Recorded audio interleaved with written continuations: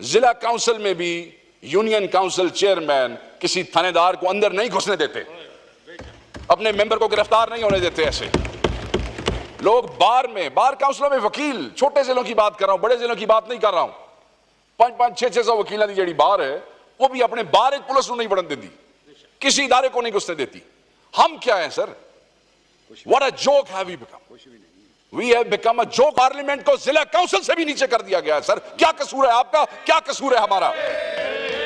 Sir सवाल यह नहीं है कि हमारे साथ जुल्म हो रहा है, सब के लिए, मेरी इज्जत के लिए, आपकी अपनी पार्टी के लोगों की इज्जत के लिए सर यह पता चलाना जरूरी है कि वो कौन थे, और फिर सिर्फ पता नहीं चलाना, उनको कैफरे किरदार तक पहुंचाना जरूरी है।